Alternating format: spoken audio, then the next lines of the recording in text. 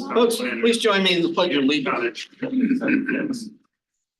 I pledge allegiance to the flag of the United States of America and to the republic for which it stands, one nation, under God, indivisible, with liberty and justice for all. Okay, everyone, welcome to the September 10th meeting of the Town of Canandaigua Planning Board. Thanks for coming out on a lovely night like tonight. We should move this all outside and have it al fresco, right? An al fresco meeting. We're going to follow the agenda as published. And if you didn't get an agenda, there were agendas, there were not agendas. Okay. It's basically 3 items. 4 if you count an extension request and a couple surety releases, but excuse me, it's only 2 items. One is continued, the 3rd item is continued. So we'll follow the agenda. When we come to that part of the agenda, I will ask the applicant to make a presentation regarding his or her application, and please give us your name and address. When you go to the podium, the planning board will then ask questions, have comments on the presentation. I will then open all the applications up at some point to the public for any input that they may have regarding the application. Then the planning board will reconvene and hopefully come up with some sort of decision regarding the application this evening, all things being equal. If you are going to speak, I would ask other than the applicants, if you're a member of the public, please keep your comments to 3-5 minutes at the most. Don't be redundant.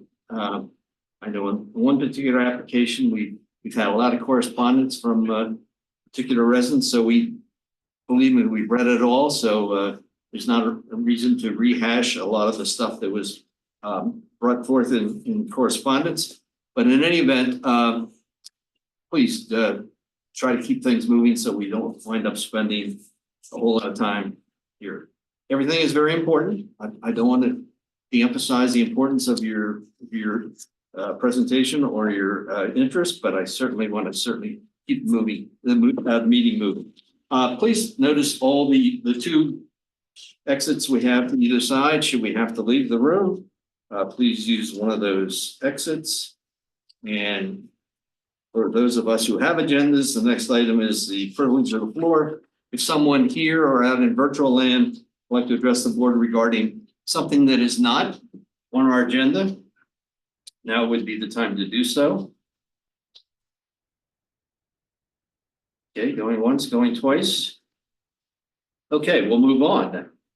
We have no legal notices that had to be published for this meeting since we are not conducting any public hearings. And with that all being said, we'll move on to the agenda. First item is an item, I'm not sure wound up on the final agenda or not. It is. Okay. CPN 2024-084. I believe that this was continued to our meeting on the 24th. So there's no reason to do anything more on this application other than mention that the deliberation of the 4410 Middle Cheshire Road special use permit to run a short-term rental with an occupancy of greater than 12 will be heard on the 24th. I want to go off the agenda just a second and go. I know one of the attendees has an urgent reason to leave the room and somewhere else to go. Can we move to item number 4, which is the extension request from Evan Efel? And if you want to briefly tell us why you're requesting an extension, and sure. I think about Custom Engineering. So we are requesting the extension of the approval. The issue we were facing was the holdup with the Army Corps of Engineers to give determination or jurisdictional determination on the wetlands that are on site. That process was started early in the design process, Army Corps did not get out to the site until June 17th.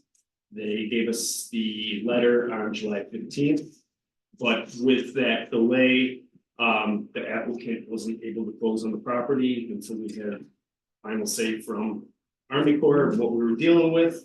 Now that that's been put behind us, I have included a response to all the conditions. We have revised the plans. They have not been submitted yet, but they have been revised per MRB's comments.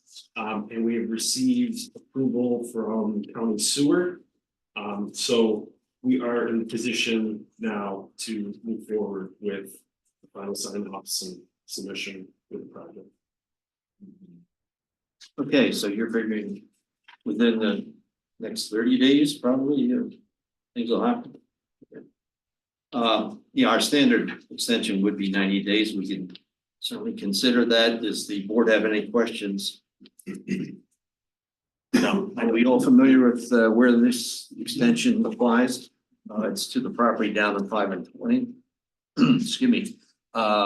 Next in front of the Holiday Inn Express. Okay.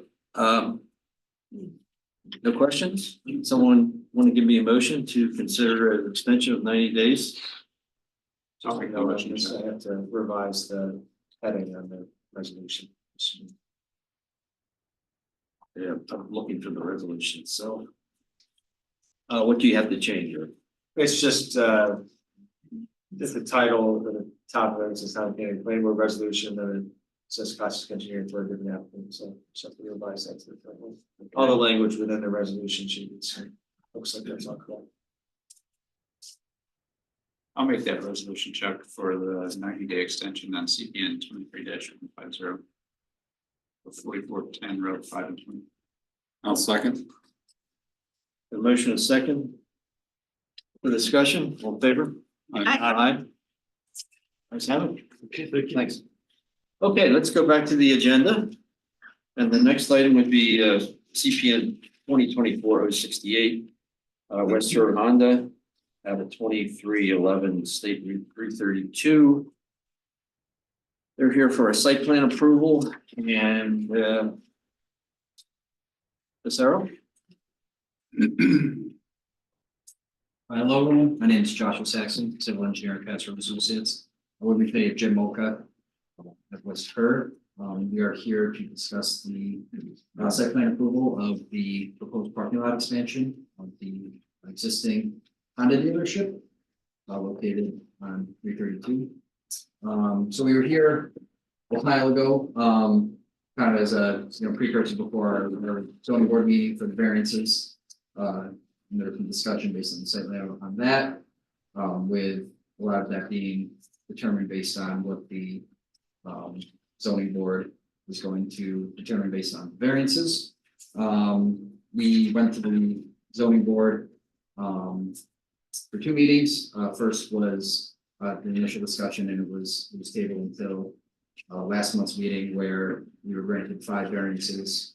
We originally applied for 6, one of those being the landscaping form-based code variance for at least 10%. So we were pretty much right at that 10% on our initial design.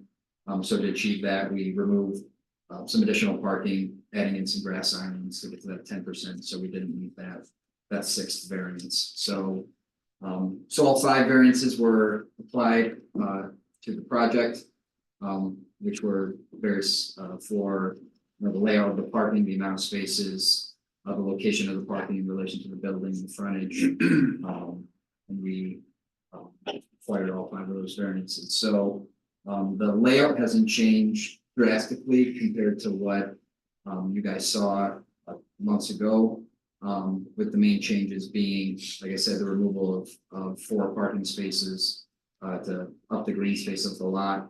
And we did recently add in some more attenuation retention area along the south that the sheet draining runoff will enter from the proposed lot, which have outlet structures in them that will eventually go down to the existing storm system to the south that drains to the east. So So I guess just in general, this is a quick reminder, it's a parking lot expansion is connecting to the existing Honda lot, all for display, right on the corner of 32 and Emerson. And it's, like I said, not much has changed since the last time we were here, so. Obviously, any questions, any topics anyone wants to bring up, we're here to discuss those today. Okay.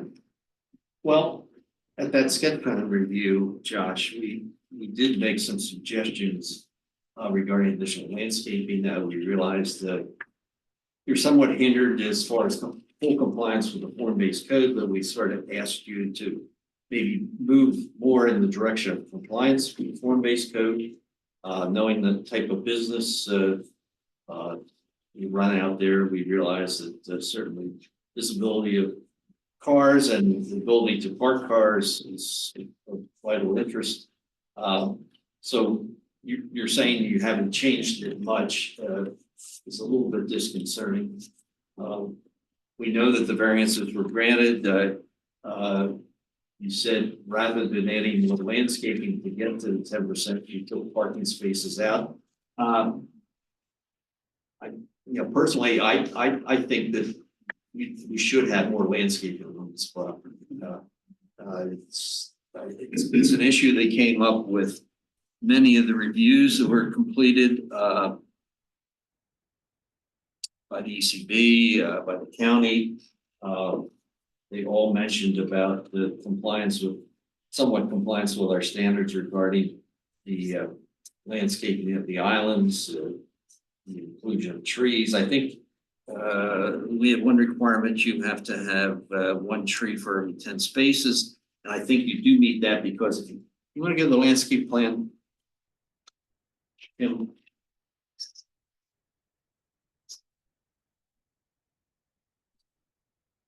board, certainly, I don't want to monopolize the conversation on landscaping, but while we're talking landscaping, any input you may have.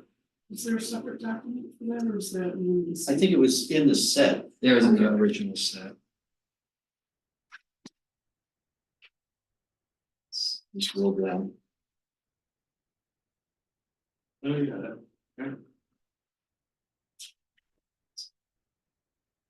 It's the latest set. And that's another thing, Josh, you didn't revise, you didn't show any revision dates in your title block. And it made it awfully complicated to figure out if it was a revision or it's not a revision.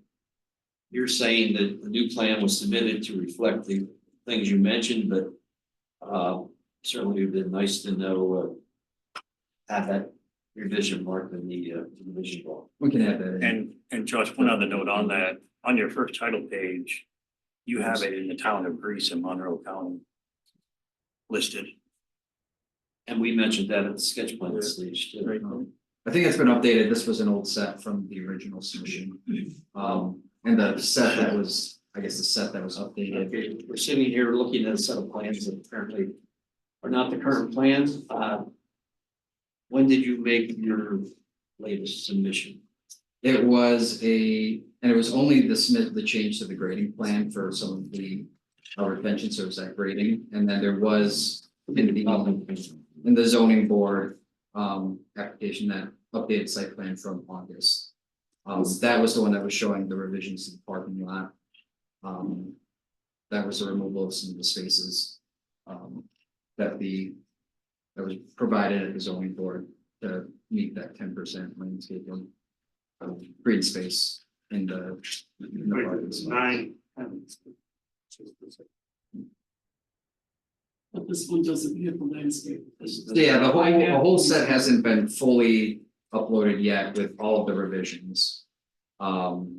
With the only real change from the initial set to this being the removal of spaces to get to that 10% green space, and then some additional grading along the south, kind of in between the proposed lot and the existing, to provide some more retention for stormwater.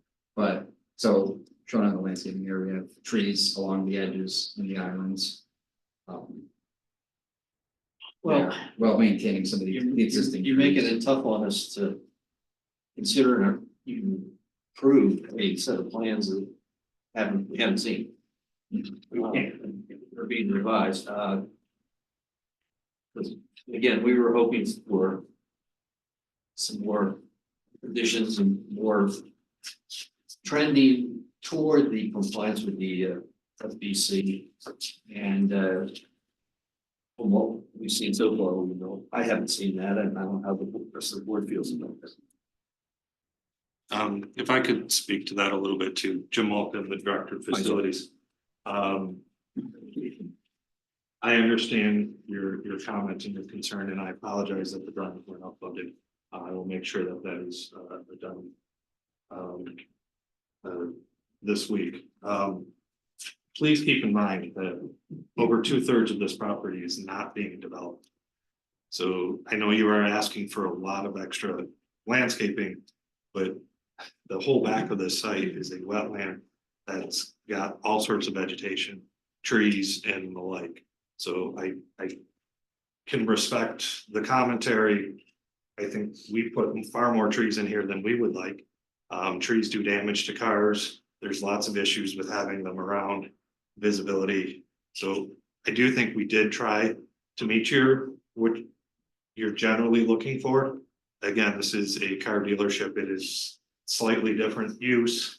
I know it's a form-based code, use isn't necessarily considered. But the nature of what we do, having trees in our parking lot, windstorms, everything like that, it can greatly damage our vehicles. So we have added quite a few trees in here, more than we normally would do, or what we'd like to do. And coupling that with a large part of this property being as is, and remaining in a natural vegetation state, I think should address some of those concerns.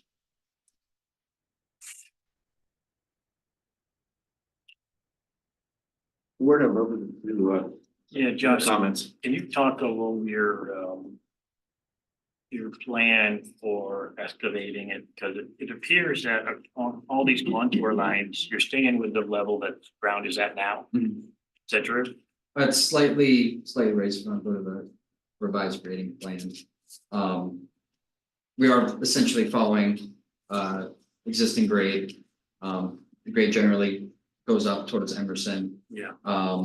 So we're trying to, maintain that grade with the understanding that it can't be, perfectly 1-to-1, given the varying slopes. And in a new parking lot like this, generally you'd want to have a consistent slope, so it's not, creating differences in grade and problems. Yeah, I just want to say that out loud because Yeah.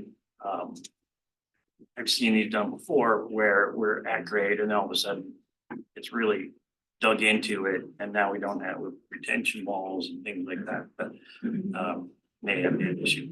Next thing is it's sloping down to the right, to the southeast. Yeah, to the southeast. Will it catch water in that last island? You mean for the center island there? Yeah, the center island, it seems that water would catch in there. Do you have any ways to bypass that? or- So it's actually it's not curved or blocked off, it's all grass, so in theory, you're gonna have sheet flow, if we're going from the top of that lot down to the south, it's all gonna sheet flow down. There's no barriers or anything that's gonna. Okay, no stop- curving. No curving, There's no curve so, there will be some infiltration to the soils and some of the plantings there. where the trees are. But as far as pulling, no, it's all gonna sheet flow down. And then kind of in that point, along the south of the proposed lot, that's where we have some proposed catch basins that's gonna collect that runoff from the new lot. And that will connect to the existing storm system. And that goes into that wetland. It drains to the east, I don't zoom in there, but there's storm piping that eventually drains to the east. That was my major question. Just a general comment, when I was there over the weekend, we've got the access road to Emerson and there's 20 cars parked in the woods. Is that gonna go away? Yes. If this gets approved? Yeah. And those look like your auction cars probably. Yeah, it's either wholesale or lease returns that, we are completely out of storage over there. You go through it. Unfortunately, we're kind of in that position to do that. I'd like to not to because my team cuts the grass as well. So it's been a challenge. So yes, the intent would be that we would park legally and get into the paved areas in the spaces. Thank you.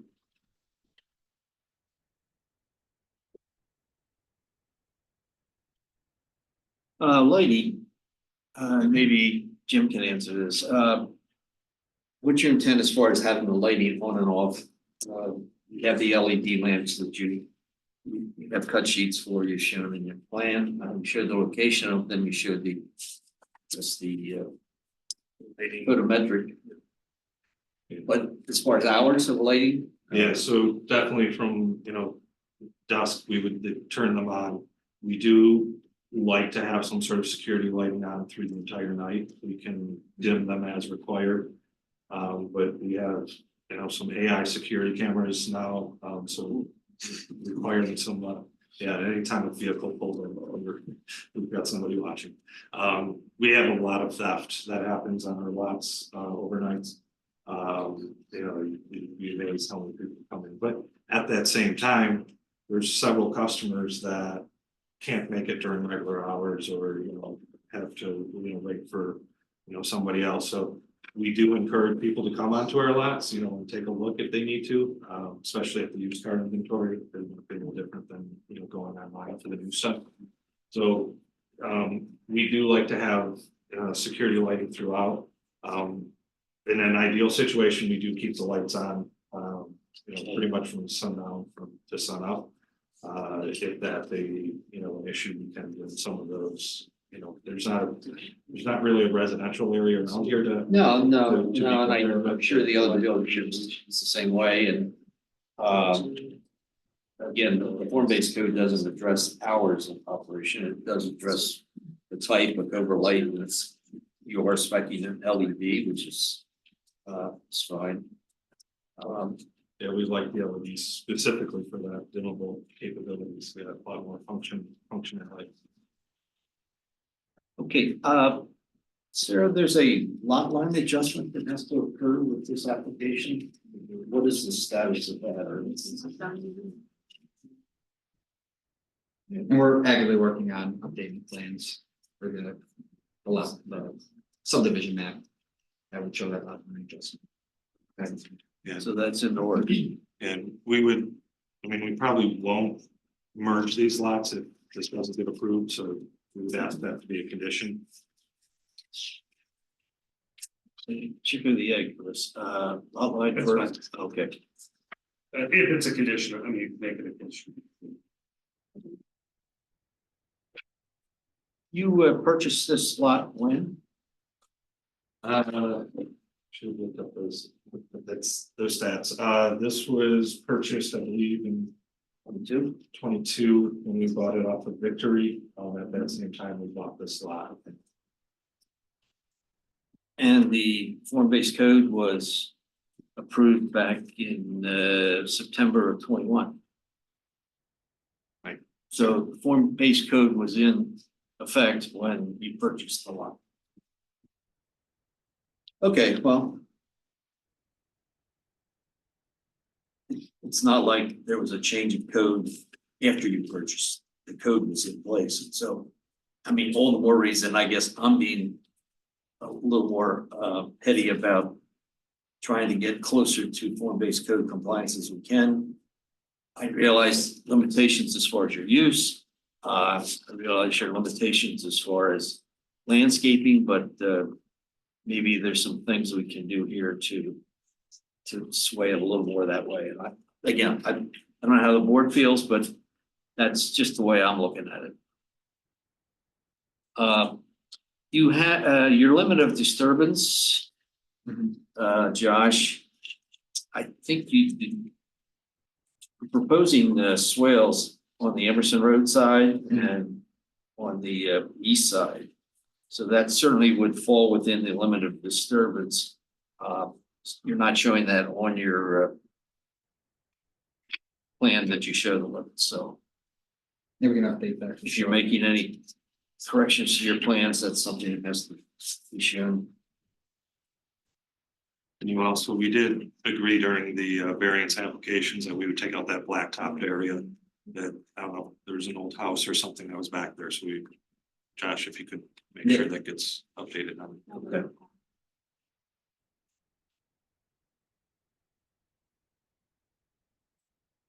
Getting back to trees, it's all the broken record.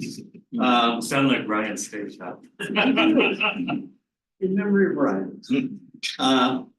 The one for 10, yeah, the one tree for 10 spaces, I think you meet that standard, you have 6, 10 and 10, yeah, 8. deciduous trees, so. That's okay.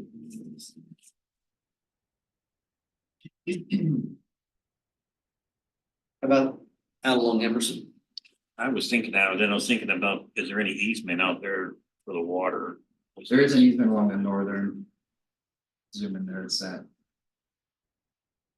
The kind of meter that goes down. Yeah, just get the. 20-foot wide easement, Rochester, yeah, it's the left, right? Yeah. There another one, the water?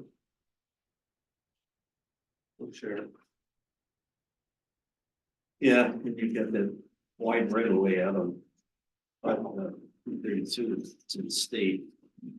There's some existing trees there, they're the smaller circles off. Yeah, there were probably more there in years past, but as they die off, they never get replaced. But again, that's sort of friends at NIDOT. They're not in the business of maintaining trees. Oh, Chuck, when we're talking about trees, can I make a? Maybe go through the landscaping section, item by item. Starting with the purpose, and it's, you know, it's to enhance the pedestrian experience, that. You know, if you go through it, it's something. Yeah. And then maybe that can provide a framework for your feedback to the applicant on what you want. So planning board has a little flexibility with the form-based code. And I would just, this is just a thought, if you guys aren't comfortable with it, that's fine. You know, if trees damage cars, maybe you don't need trees that will eventually be 20 feet tall and have some flexibility there. I don't know, it's up to you, but that's, you know, a thought. You know, it says that landscaping, I think landscape buffer or landscape something is supposed to be along both street lines. That's what they do. Yeah. You're right. It's 4C3. About pages. Yeah, I don't know. Yes.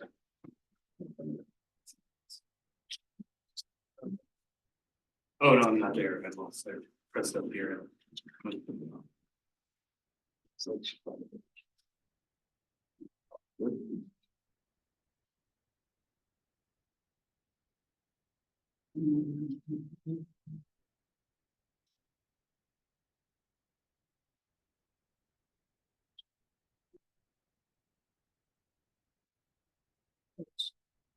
Empty trees.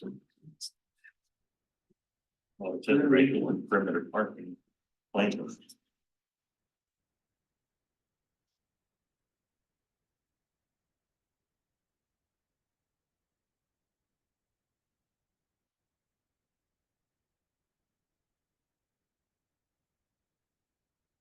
Yeah, I know you're restricted because you've got the state right away, and then you've got your slope coming down. Mhm. So that's a little tough along 332. Up at Emerson, you have the easement, and then you have your swale, right? Yeah, and then along the south side, there's some overhead wires. As well, kind of in that buffer between the new lot and the existing. Yeah.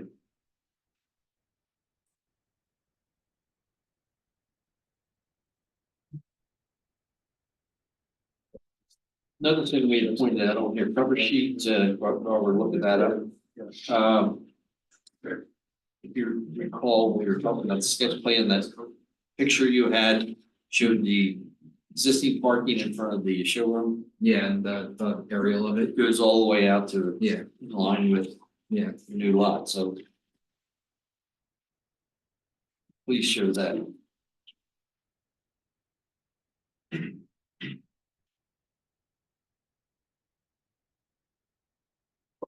Again. Christie, you wanna? go through Sure. everything, Todd? I think. The general purpose in the parking is the place to start, or in the landscaping. The use is appropriately scaled and designed, landscaping is required for any new building.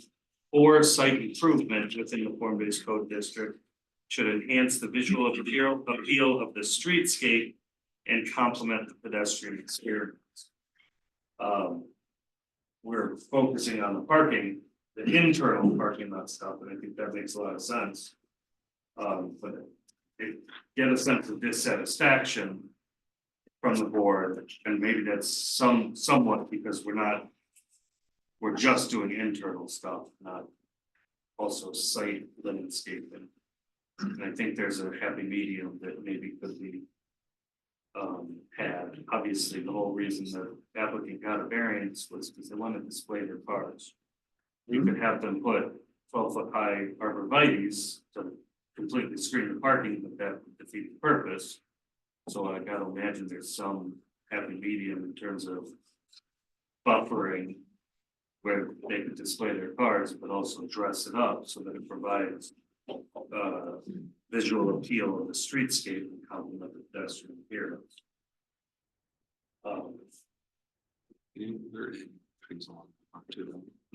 Yeah, it's on our properties.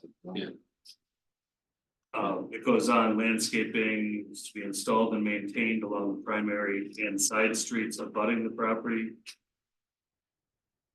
Vehicle parking is not allowed in the buffer. Breaks for pedestrian, bicycle, and vehicular access to the property are allowed. And then there's just the standard technical details. That's for the external, the site landscaping. Landscape, down to the parking lot landscaping, which I think is up on the board. Landscaping is intended to screen views, but shall not compromise site security by completely preventing site surveillance from the streetscape. Again, I don't think the applicant was looking to screen screen their product, and I don't think that was the intent of the variance, and I don't think that's necessarily what you want to do, but maybe there's a happy medium that the board could suggest, or the applicant could suggest. and the Well, Jim, board could that's- approve. That's a good question. Is the intent of this lot to be seen from 332, or is the intent, I think you testified either at the ZBA or we talked about sketch, was just to have a parking area where you could park cars and take people from the showroom out, show them the cars. Not that you're gonna attract them in by them driving on 332, it's more for the immediate access for the It is a customers. storage lot, but it's also a display lot, so yeah, obviously traffic along the road is gonna be, needed. If the intent is to add some more landscaping, I can certainly add more shrubs. Along the ground, to enhance that. If that's enough, I have a feeling that you're maybe looking for a little bit more than even doing that. Well, again, Keep in mind, this whole thing's gonna be grading downward, views into it's not gonna be all that great anyway. we certainly realize your issue in terms of having a lot that you're selling cars. There's certain requirements that you need, but on our side, we have a form-based code. We're trying to get some sort of, conformance. And it's the meeting of the two objectives that is where we are.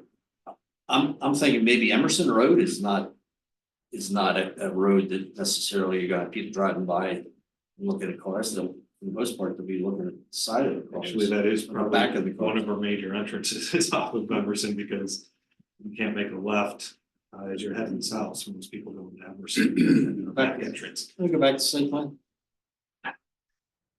So, and yeah, if you're coming south along 332, you either have to go all the way down to the light, make a U-turn and come back, or make a left down Emerson and come in our back entrance. So so anybody coming south is doing that. Obviously, north traffic can come right into the driveway.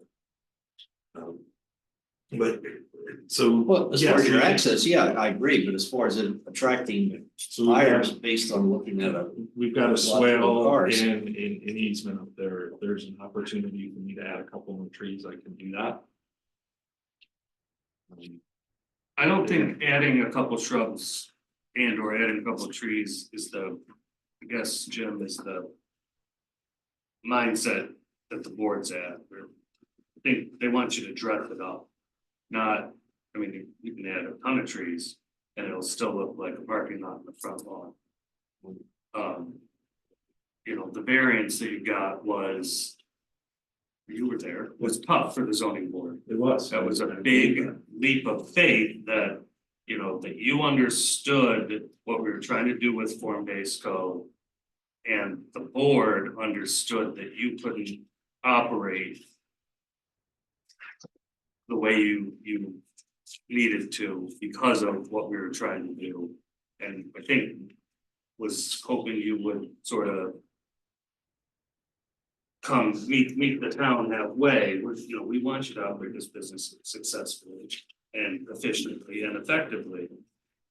And to do that, we've got to, you know, take a giant chunk of our form-based code and set it aside for you.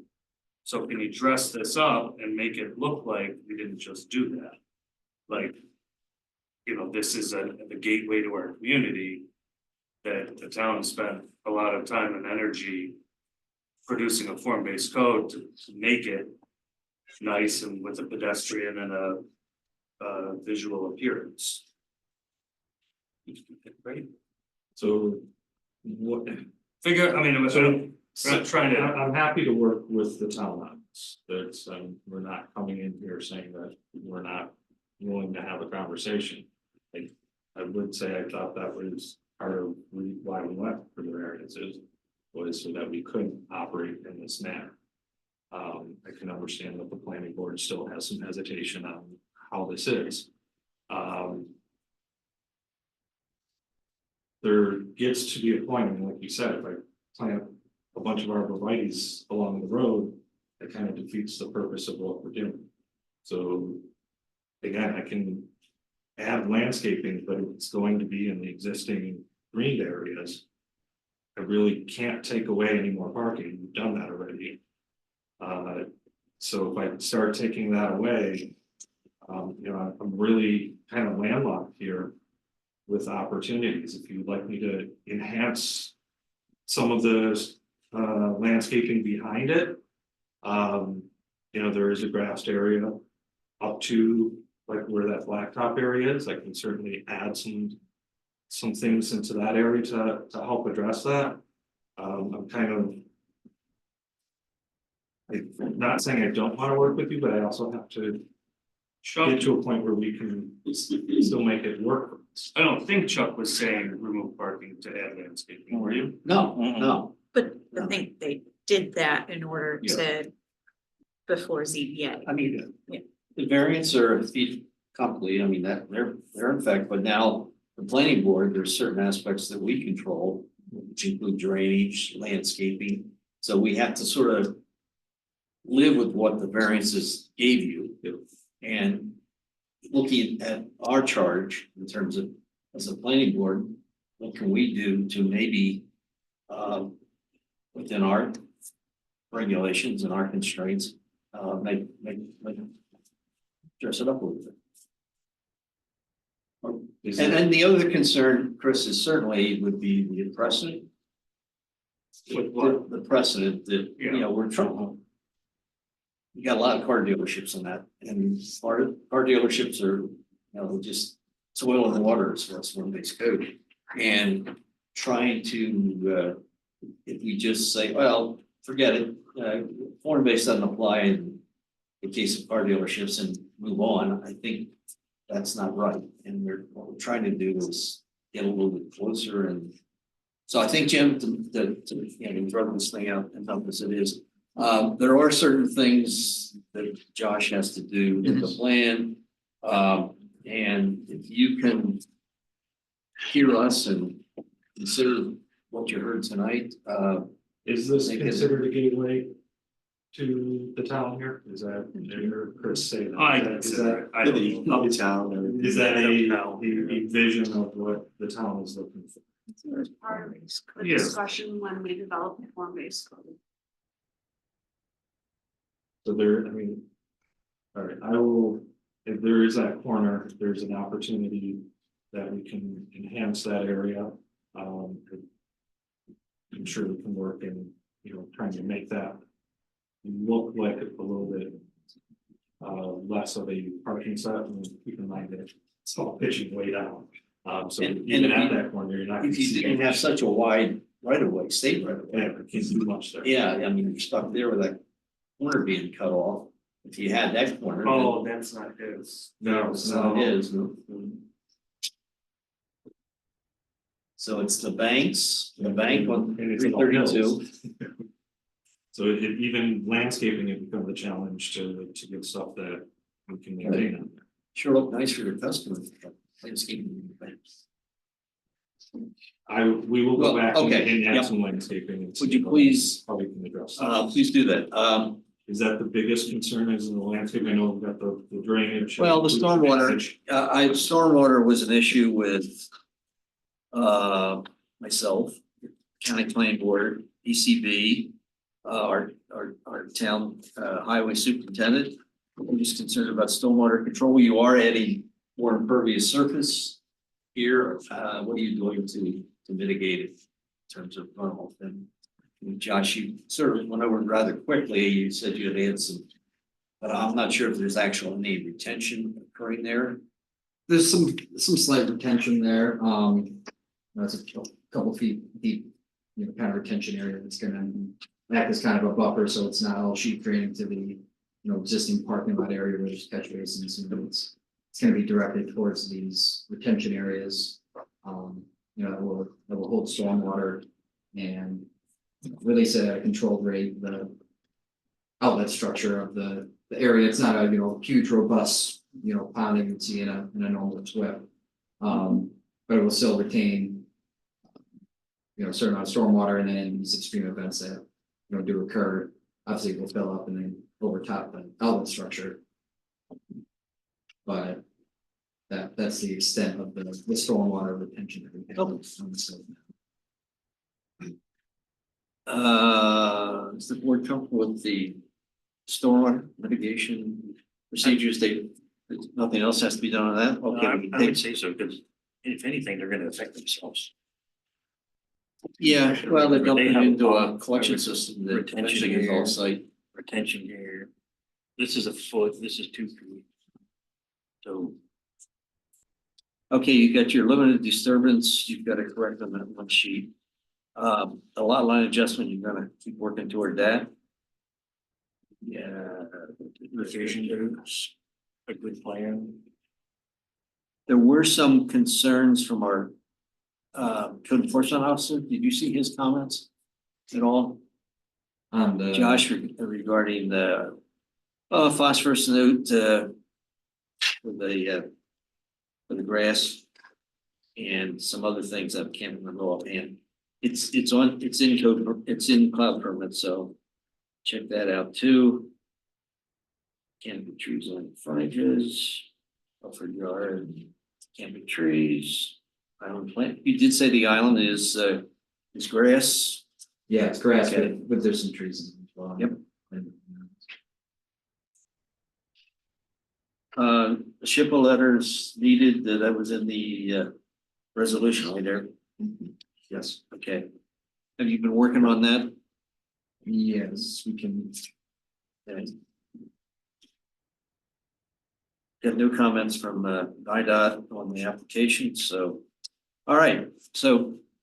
Can I ask something? Sure. I didn't see in permit anything from like the Army Corps about the delineation of wetlands. Do you have that? Have you submitted it to them? It has For their been submitted. determination?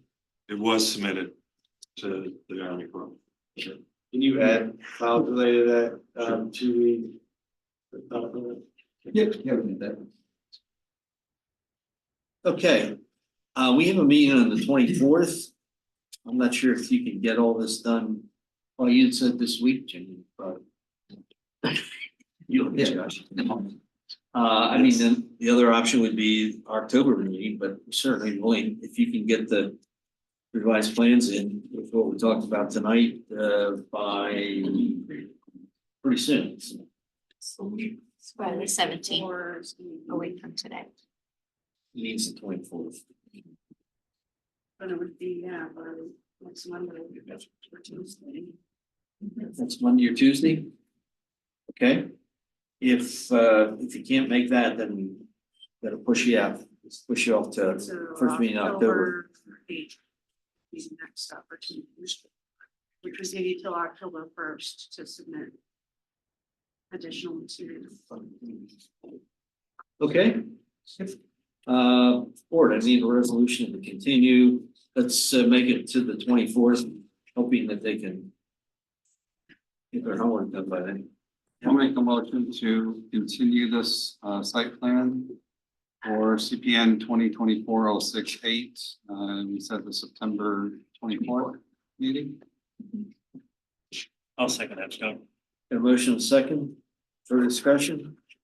Not all in favor? Aye. Aye. Opposed?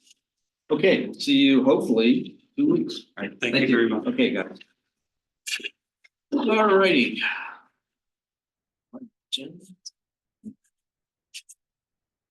All right, we're moving on to CPN 2024-074. Anthony Venezia representing Bruce Mink, property 4790 County Route 16.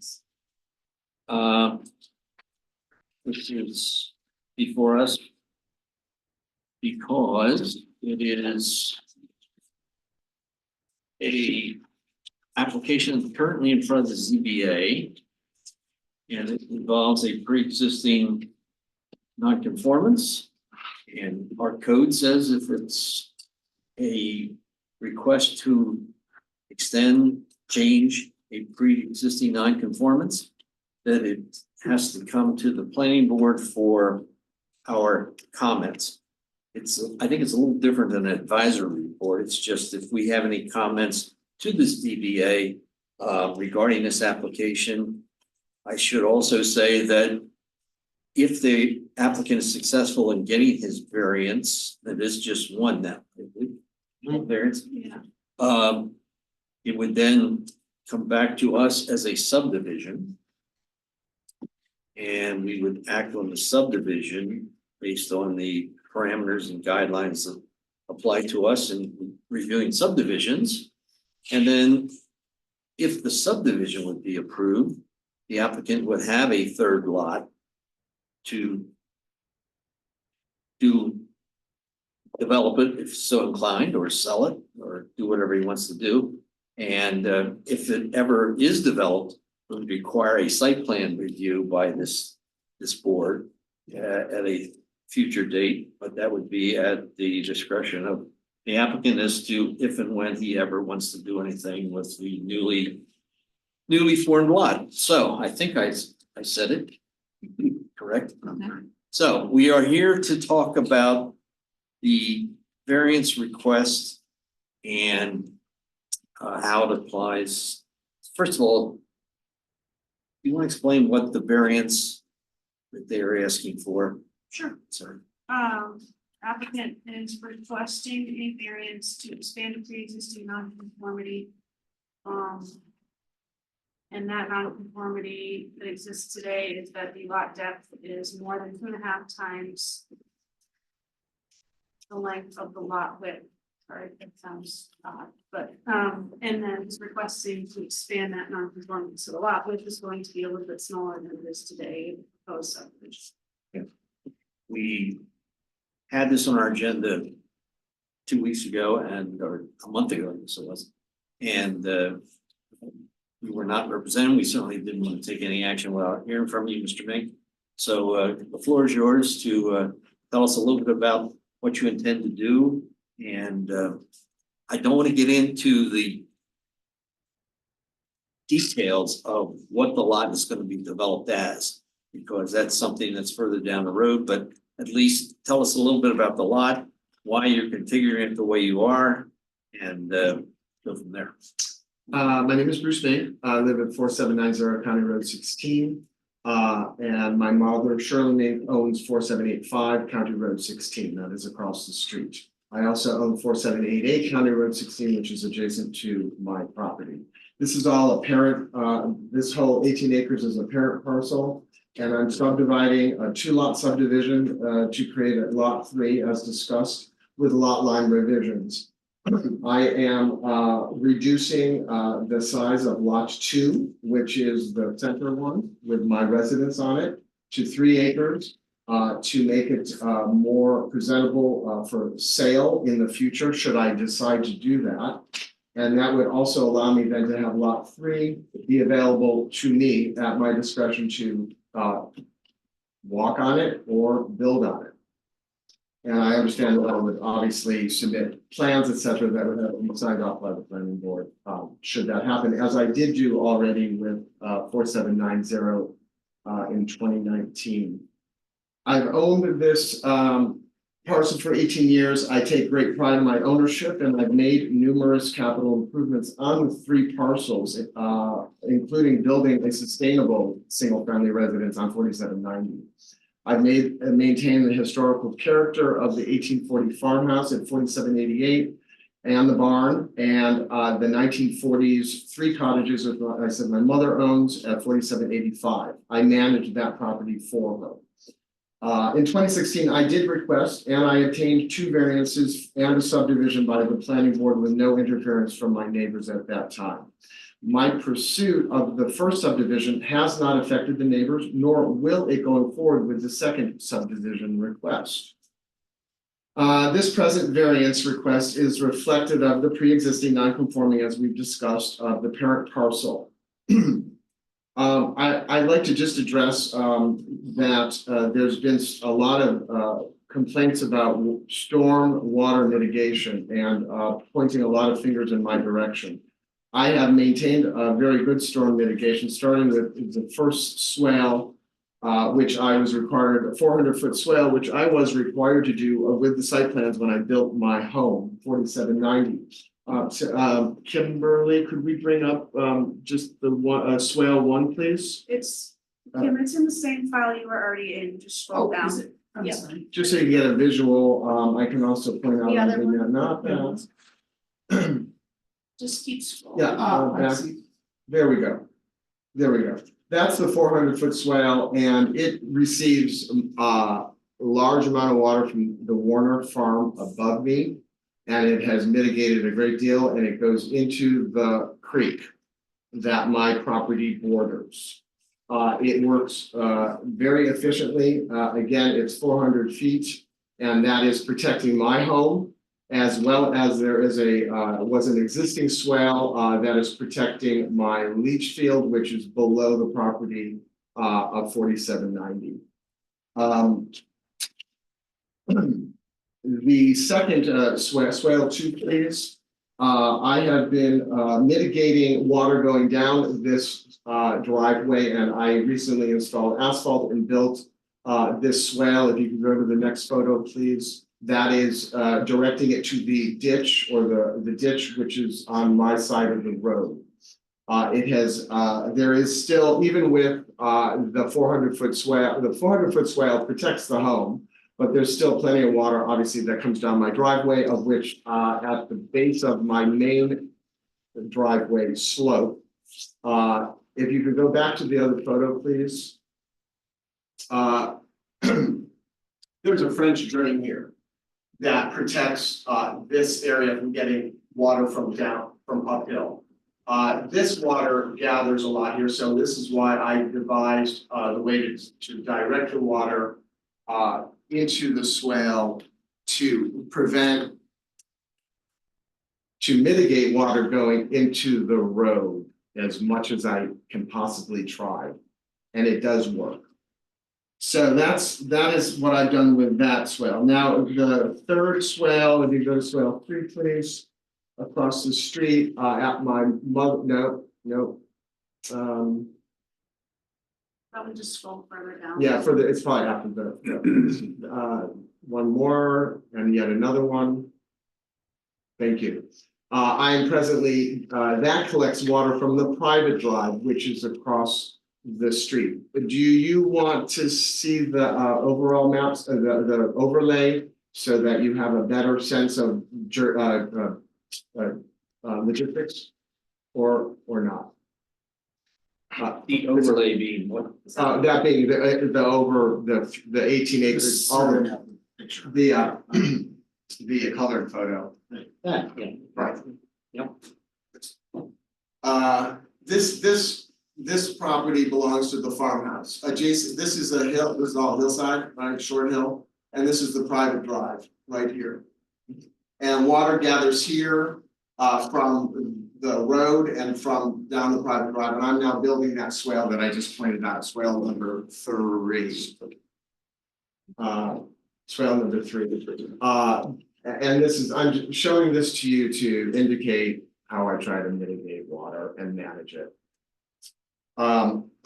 Since there's been so much pushback about water on the road, water crossing the road, etc. Much of the, many of the photos you saw, if not all of them, were brown water, which was a result of the 100-year storm twice in July 2023, of which the Highway Supervisor Dan Rago has said in writing to me, which I can read after when I talk about some complaints that it was all from the creek that blocked up, that he had to unclog. I had to give him permission to go over my property to get to the clogged up creek. So now we go to the fourth swale, please. I don't know which one is for. Start there, please. Thank you. That's it.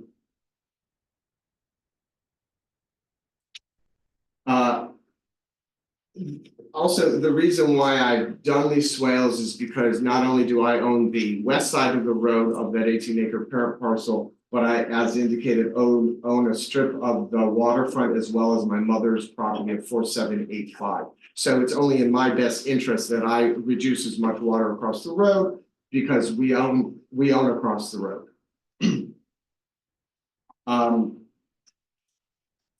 Okay, so on this last swale, this is what I built in 2023. This is on 4785's property, adjacent to the Bobberies, which is 4789 County Road 16. This is a swale that I did construct to direct water from their property carport on their, just to the right there, where you see that guardrail, that wooden guardrail, that is their carport. Water, they are sending us their water, which I do call water trespass or civil trespass. To date, he is unwilling to be responsible for this water management, hence I built this at this time. Now, back in July 20, let me give you a little backstory, please, why I'm introducing this, because it ties into a lot of why I'm here. In July 22, I first witnessed water going over that wall when the swale was not there, because that was built the last year. 2 years ago, I witnessed water trespass action occurring as a result of the Bobberies renovation project, for which a drain was placed at their steps to the south on the private drive. The stamped plans that I saw recorded by the county or the town shows no drain indicated. No drain was also placed here at the carport to direct their water flow to the lake properly, as opposed to sending it to my mother's property. It's now diverted quite clearly to my mother's property, and I have photos of all that, which I'm not going to present here. It is presently damaging the foundation of that red building you see there. So I built that in order to direct the water that was illegally kind of being sent to me. I had given the Bobberies notice in 2022 of the water trespass that I talk about, potential adverse possession and encroachment of his personal property shrubbery and his electric dog fence on our property, as I presented him the original survey. The property line has now been surveyed 3 times, once by me to build the swale, and 2 times by Bobbery. both before I surveyed, because it was partially surveyed, not completely surveyed to the waterfront, and the third time after I surveyed it. It was all performed by Anthony Venezia. So to date, this year, he has still refused to manage his private driveway stormwater and has since approached on the Mr. sway. Bank, Yes, we sir. spent a lot of time on the east side of the road. Yeah. Your subdivision is on the Okay, west side. yeah, so let me move ahead then. Let's. I was gonna be there in a moment, but thank you. In July 2023, Mr. Bobry sent a petition, which you probably saw, with 44 signatures. Well, he submitted a 44 signature petition, which stated hearsay, creating a false narrative of what I intend to do on my private property. None of the folks who signed it dared to ask me what my intentions were. I received no email, no phone, no letter, no visit by anyone, many of whom I've had dialogue with and have known my family in Rochester. So I'm not sure what he said outside of the petition, but no one bothered to ask me. I feel that there's a lot of belligerent behavior here and bullying and intimidation by both the Bobrys regarding the property line and the water trespass issues. And it has instigated the ensuing interference by all the comments that have been submitted to the zoning board as well as the planning board. And were goaded by Bobry via internal documents that I've seen that have that he disseminated to many of those neighbors. I can refute all the complaints brought forth verbally at board meetings as well as emailed to the town. I feel the need to share this interference by Bobry and other neighbors, and it has greatly affected my right to request this variance and subdivision as I have previously done in 2016. I have defended my capital improvements to manage the stormwater. I will also add that the previous mentioned interference and harassment has not been the end. The code officer wrote in an email that's documented in the town, July 2024, saying to date, there are no current outstanding or suspected violations on the property. He's referring to my properties. The property has been inspected twice before and has been the subject of multiple other investigations, none of which have provided proof beyond a reasonable doubt of violations on the property, end quote. I've been visited twice now by the sheriff in July 23 and August 24, summoned by Mrs. Bobry or Mr. Bobry, I don't know who, but the Bobrys, for 2 unsubstantiated complaints. My mother, Shirley Mink, the owner of 4785, who at 88 was verbally accosted by Mrs. Bobry in July 23 for a false and nonsensical matter that I can only surmise as a result of my request for the Bobrys to please not encroach on our property, respect the property line, and take care of your water trespass water, which they have not done to date. And most recently in August 24, I had to call the state trooper on Mr. Harold Bobry and Noreen Salerno for trespassing 300 feet into my property to falsely claim I was logging and breaking a noise ordinance for cutting down 5 dead trees that stood 30 feet from my home and 30 feet from my solar panel system in the field. And this was witnessed by the guys cutting my trees. I demanded them off the property and promptly called the trooper. They had to pass the no trespassing sign clearly placed at my entrance of my driveway. All in all, this has most definitely affected the quiet enjoyment of my property, both with the false narratives and the actions of the neighbors, and all the letters and photos that I have had to submit to the planning board, the zoning board, let alone the mental anguish of having to defend my legal right to request this variance and a subdivision from the town of Canandaigua. My mother is equally aggravated. Thank you. Thank you. Okay. I can also refute the written and verbal complaints that were submitted if you wish to hear. I do not. That's fine. I appreciate your Sure. bringing it to our attention. I certainly got into a lot more detail than we Well, really needed to hear, but let's get back to the matter at hand, which is if you want to put the site plan up. submitted by, I guess, the latest site plan, because that's the other issue, this thing is in a site plan in motion. I think it's Anthony, help us with which one is. It's on. Subdivision, plan, I'm sorry. I feel like the distinction matters, Yeah, it sure does. Okay, is this that is not the 3 acre, 1 acre. I think 717 was the latest version. That's one with drawings on it, in writing, I don't think that's right. Yeah, that's not. Yeah, well, that, I think you're, I would have summoned it in handwriting. yeah, no, that was It mine. would be the subdivision. Tim?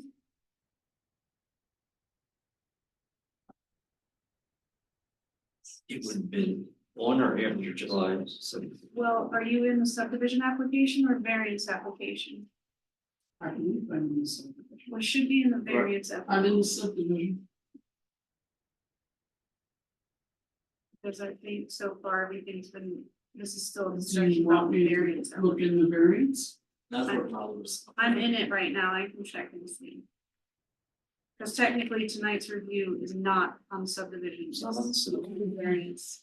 And unfortunately, there's like 100 uploads things in there, so it's kind of hard to find. Okay, what? Yeah, there we Pulling it up for you.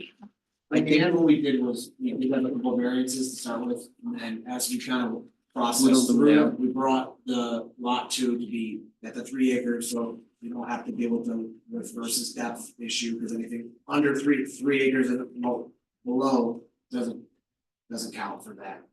So particular zoning law. You took And the also, other lot of lot one was in the 1 acre. view shed. 1 acre shed.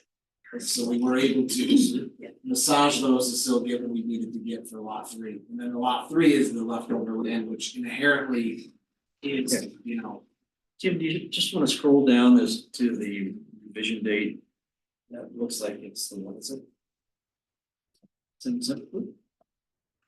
717, all right, okay, this is the latest plan, folks. Subdivision. plan. Correct. So. The applicant is requesting a variance. To. Create. Lot 3. Which is. As Sarah said, 2.5 times deeper than, more than 2.5 times deeper than it is wide. Okay, so, it is from my perspective, it is a very irregular lot in terms of lot 3.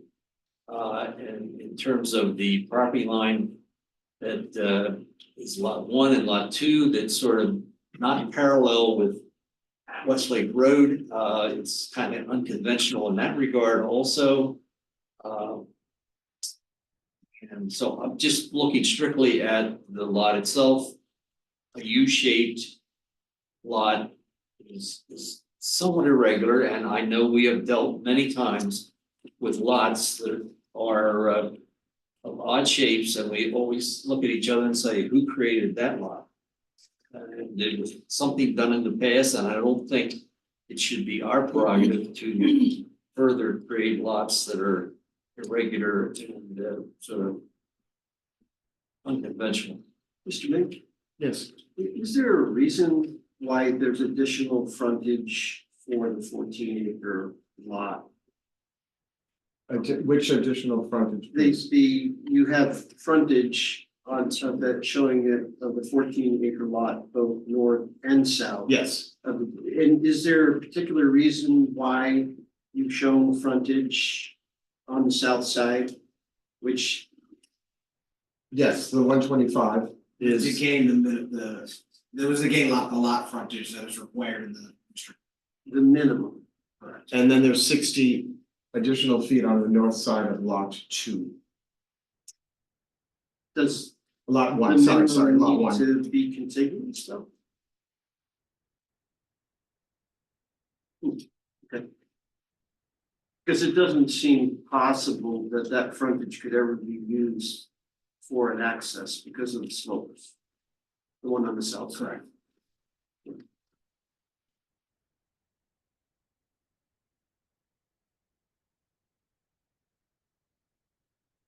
How's the rest of the board feel? Again, we're looking strictly at the nonconformity. It's an existing nonconforming lot in terms of, that's why we're here in the first place. It's a pre-existing nonconforming lot.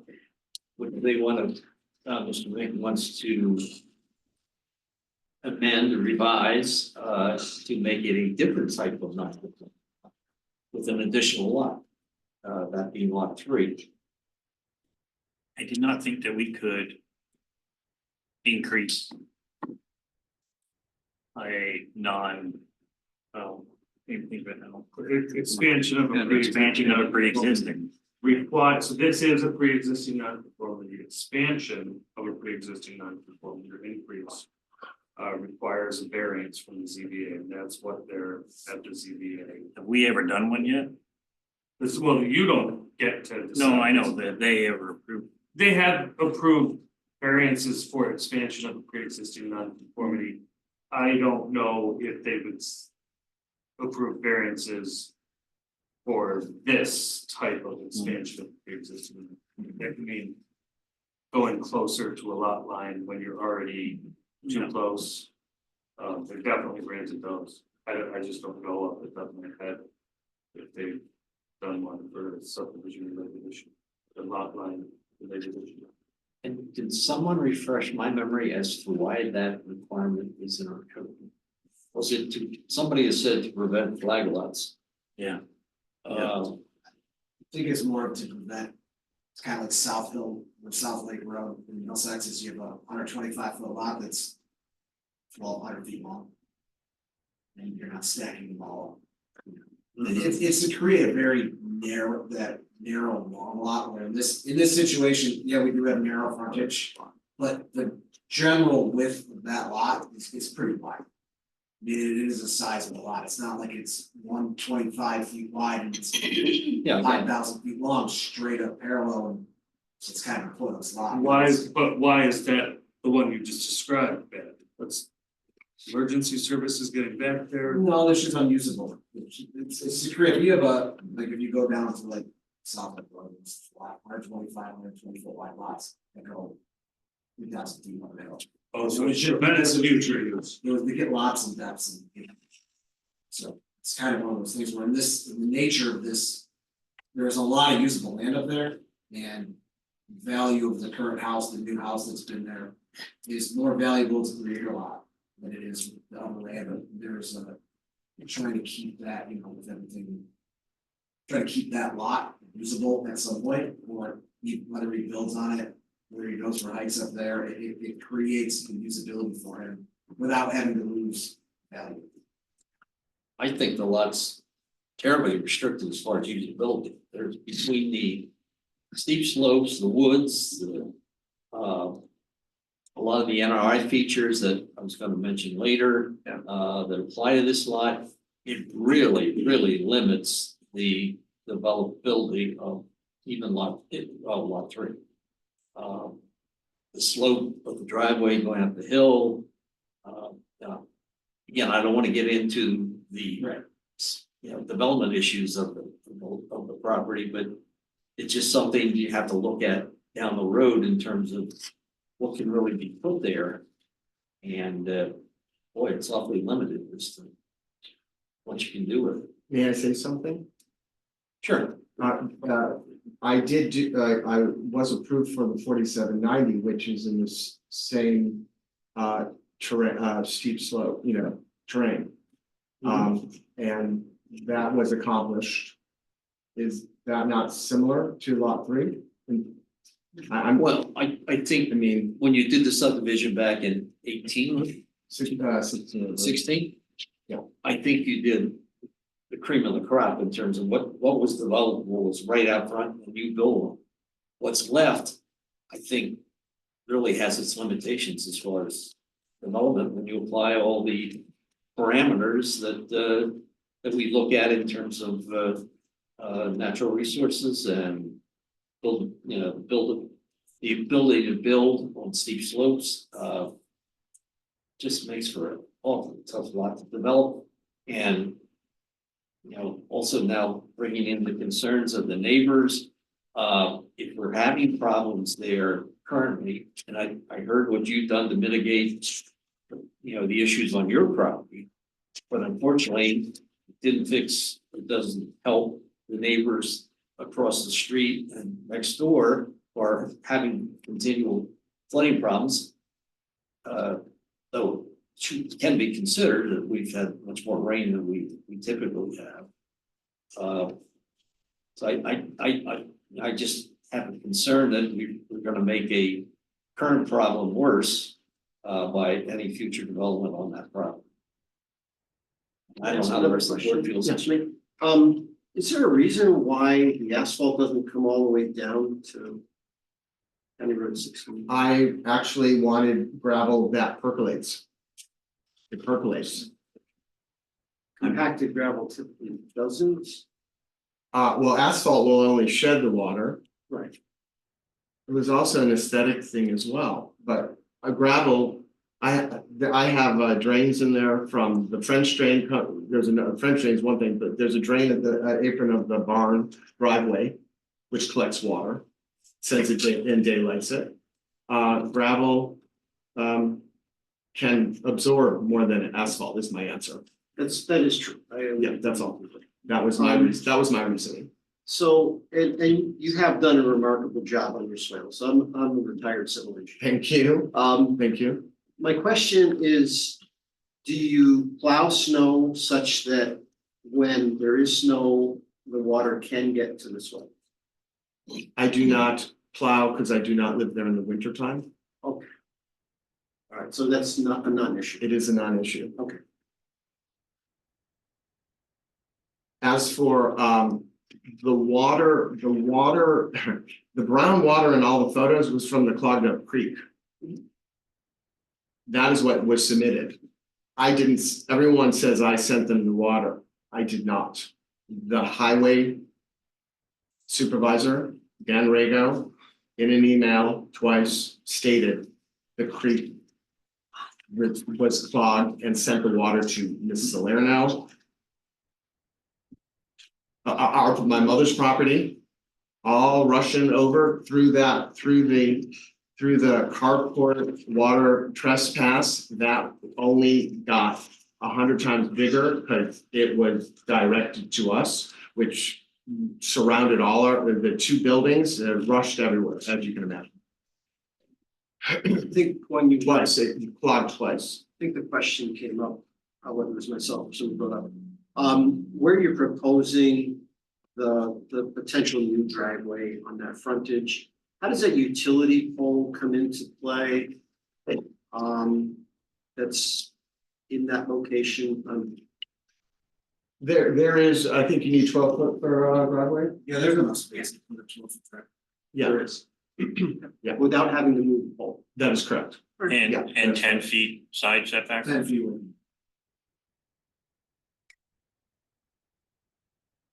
Mr. Mink. Yes. Chuck, just for clarification, I had an opportunity to get down to the property this weekend and spend half an hour or so with Mr. Mink, learning more about this project as well. For the parcel that's lakeside, in one sketch, I showed that as being kept as 4780 feet. That is correct. So that will remain a separate property. That is correct. Okay, so the intents, in this drawing, it looks a little bit like it potentially, you're trying to combine those in some fashion, but you're saying No, it's not. it just happens to be across the street from it, but it is deeded. It's deeded to the lot. Stay line. into the farmhouse. Yeah. In general, in looking at the property, what's going to become a strong challenge is the development component. The percentages of steep slope here are very high, as Chuck had stated. The natural resource, the hardwoods that are on it, that's something that would. The what, please? The hardwoods, the national resource inventory that's on there. Much of that will create a challenge of the development. As we look at the property in this particular case, I have to come back to much of what the ECB, the Environmental Conservation Board, has stated about the property. Fundamentally, the concern related to subdivision turns into what might happen with it. So as you look at all of any type of development that would happen here, will change the shape of that parcel if it were to ever happen. And the challenges that are in place now, they just become larger. So whatever's happening with water management, it's a bigger problem to deal with. So that's where that's where I would have a concern of looking at it and saying, okay, how do we keep that water from going into the lake? How do we control it in a way to slow it down so we don't speed up the water to get it down there faster? And then just the overall aesthetics of things like scenic viewshed and everything that comes with that. So in many ways, it's as much about doing everything possible to protect that lake as can be done. And I think that's hard to do. I mean, you're hearing us struggle as we talked about it today, and I think you share those concerns too. So because this is a recommendation going to the ZBA, I look at it and say, okay, we don't have a compelling strategy yet that says it can be developed in a way that doesn't hurt the lake. And that's something that I would ask you to think about, because again, what we're doing today is we'll make a recommendation as to whether or not, it's not a decision on the part yet, it's a recommendation. So telling that story and the story that comes with that is a little bit of a hard piece. And I know in our conversation, you indicated that you're not sure what you're hoping to do with it yet. So I understand that you might not have a full vision for that. But as you're looking at it, that's the challenge. So he's asking about the driveway, and that area is very steep right there. So getting something down there that's useful, that doesn't take out the larger trees, that doesn't impact the steep slope, this becomes a huge challenge, and that's putting our mind around that is the hard piece of doing it. And we always, of course, look at ECB and take their comments and their very close consideration. So I would ask you to think about that. Other concepts, I mean, you talk of you use the term of stewardship quite a bit, and I think you've done a beautiful job on many of the things that you've done there.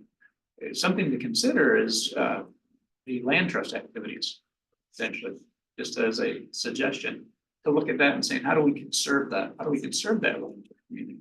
There may be some options for you to consider that. So I think those are the comments that I would add to it. Does that involve subdividing? I mean, does that involve? You have to designate land for a trust. Essentially, yes. So I think there's a few ways that can do it. I know the town's always looking for more public access land. I don't know if this would qualify for that. But then there's also land trust, the local land trust that could look at this as well and take you through how to potentially do that. It could still involve a subdivision as well, but that may give you another option to consider. Mm-hmm. Okay, thanks, Mark. Can I give just so everyone's aware, you're here tonight to give advice to the zoning board, who is considering, what the zoning board in effect is considering is a variance to expand a pre-existing non-conformity. Subdivision code 174-19E says you can't have a lot in this configuration 2.5 times in depth more than the width. That's makes this the existing layout a non-conforming layout. The lot is non-conforming. Therefore, they can't expand it. They need a variance to expand a pre-existing non-conformity under 220-107 G2. If that variance is granted, they'll be back before this board for subdivision approval. And will still need to comply with the rule contained in 174-19E that a lot can't be 2.5 times more depth than width. The planning board under section 174-70 can grant a waiver of that. So the variance is one element of it, but it's still bound by the code. They're expanding a pre-existing non-conforming, but to gain subdivision approval, this board would have to grant a waiver of that rule. Just want everyone to be on the same page about that. Anthony, I had a question for you. What is the total frontage? Those two combined? I think it's about 450. No, 600. Are you talking about the one, the single lot? No, the big lot. What are the two pieces? Two pieces. 165. We'll need to have that on the plan. I'd like. Well, to- it's all the dimensions are on the plan, you just, if you hadn't zoomed in, you'd be able to. If you zoom in, all the dimensions are on. I'm zooming in. They're just broken up for a lot in different colors or areas. It's the two legs of the horseshoe. essentially. You zoom into the south portion. But we're going for it, let's 163 plus 175. Set it down. Set it down.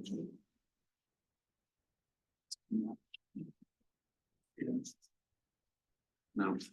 Well, yes, right. Oh, yeah, 163. 163 plus 175 is the two middle lots. Yeah. 125 is the 125. south portion. The north portion it doesn't have. Oh, you're 125, you've got it on So the south. we have the 125. You have the- That south in one portion place. For the contiguous, when we just added that 60-foot section for access. Right, so you potential. have it on the one side, that's what I was trying to find. That extra is for potential access to the property. You buy The that. top section is 60 feet. That's the one that there. It's Number? 60.02. Oh, okay. Answer your question. Yes, thank you, I did see it now, he's got it on the one Yeah, side. it's there, you just gotta zoom in and then the other side's got a little 523. rear to it and it says 61.02. 523 feet. For the total. Hold Yeah, on. from top to bottom of the original lot. Is it also not true that the forward portion of that lot 3 is RLD, and the second portion? There's the dotted line that you see here, is the separation between R3 and R. So the frontage is in the.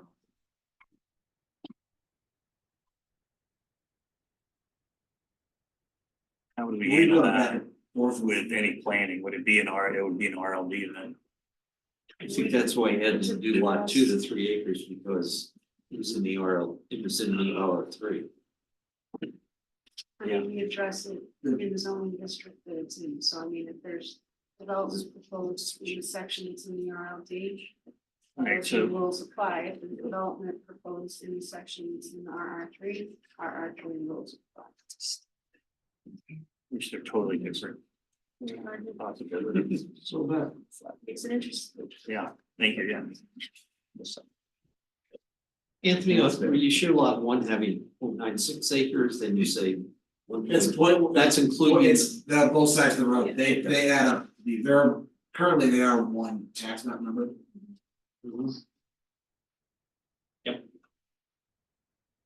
The septic system on the property, I think when we reviewed this in times past, it's a shared system or it has easements. or- No, there's an easement on that, there would have to be an easement on that larger one on the south. He's got a proposed septic easement to lot number 2. Correct. And that's existing, and then the farmhouse is existing too. Didn't it also treat sewage from a third party? No, all that's been undone. Oh, okay. Everyone's on their own, including my mother's property, Okay. which is that first 50 by 50 square to the north of lot 3. Got it. Okay. And the one above that is 4781, adjacent to the waterfront red lines there. 4781 has another 50 by 50, and they're on their own grinder pump system as well. And the farmhouse lot 2, can you scroll down photo up, please? There's the leach field for lot 2 is that green rectangle.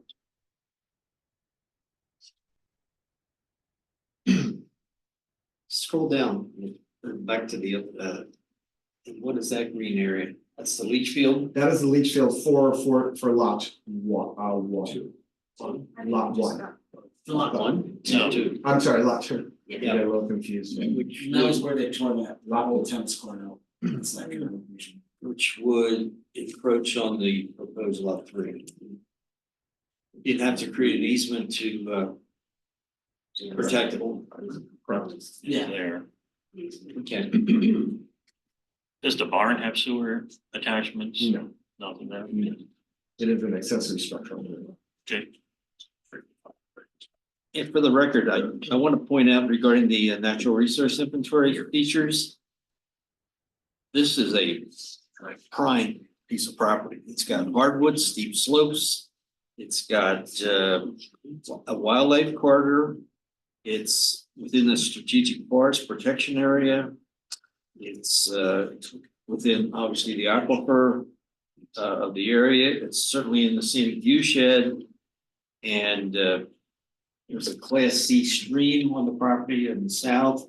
So it's got all these natural resources that just add to the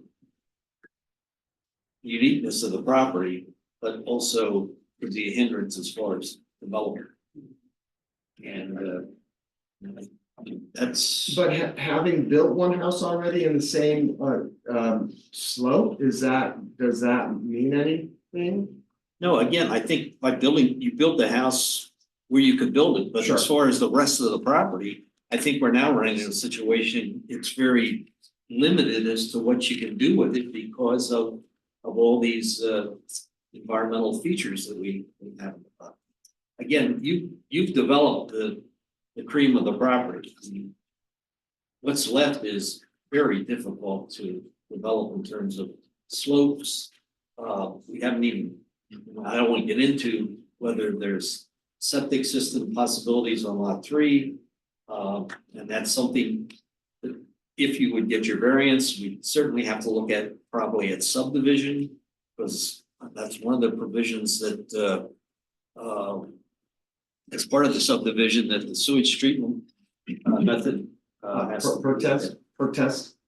Perk tests and a set aside area where a septic system could be placed based on, you know, geotech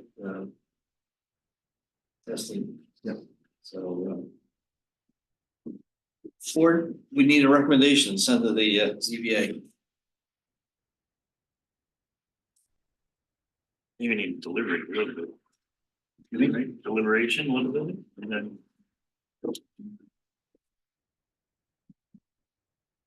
You want to deliberate more? Oh, No, I was wondering if, in the past. We wrote up a comment and then we just went. Review Reviewed this it independently. for you. I think it's difficult to say an approval on non-conforming. Experience of a non-conforming. Get sewer easements to get his 125.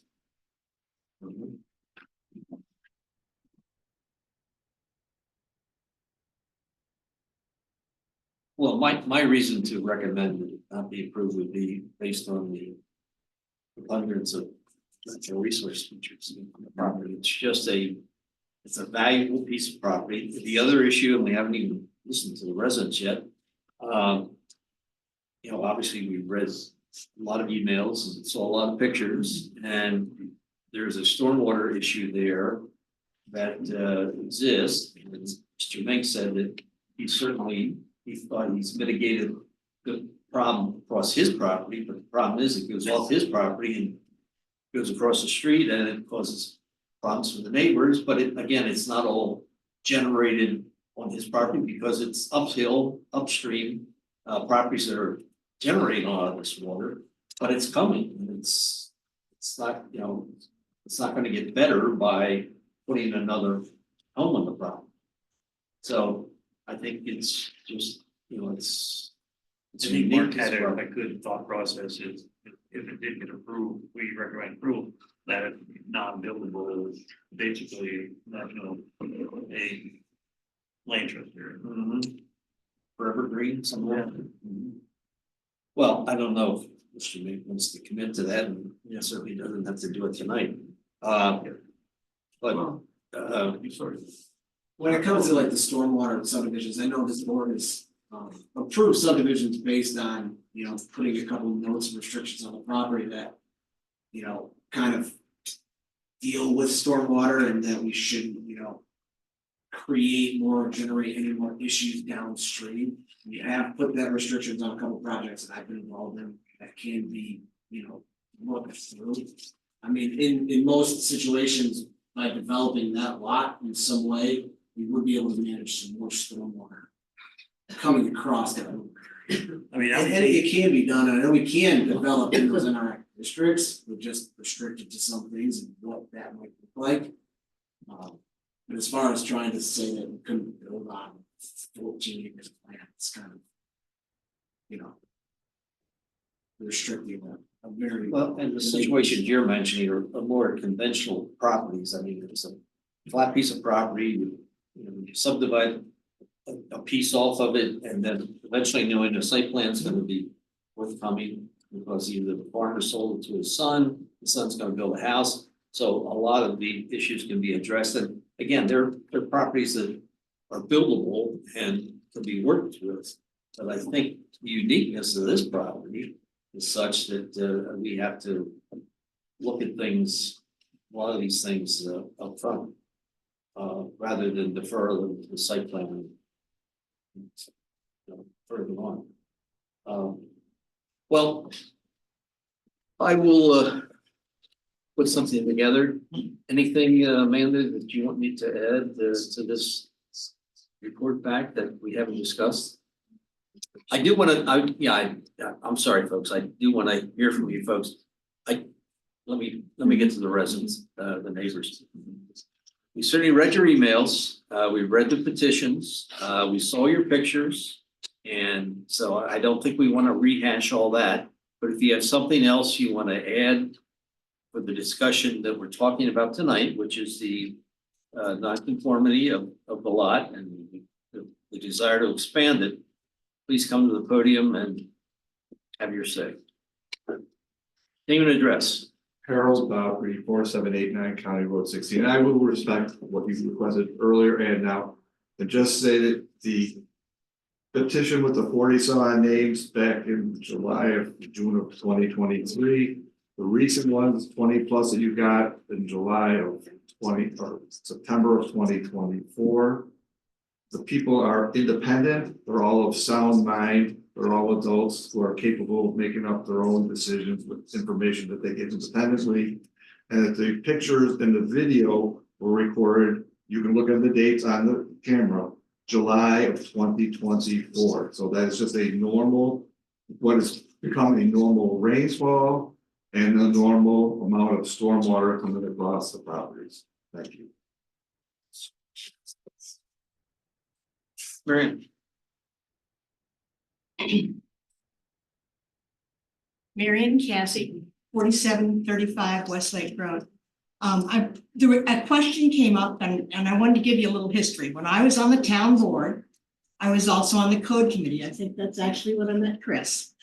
And the reason for the variance, the rule that a property can't exceed 2.5 times the frontage was because we were seeing a lot of flag lots. This I would actually call like a double flag lot. It's like a flag lot mirrored. And we were also seeing people wanting to put a house up here and then run a small strip down so that they could have their dock, and it was a nightmare. And so this was put into the code specifically for that. So that's that question. I also wanted to point out something if I could. They've already had a subdivision done 2016, was it? This is the line here. Whoops. This to here to here.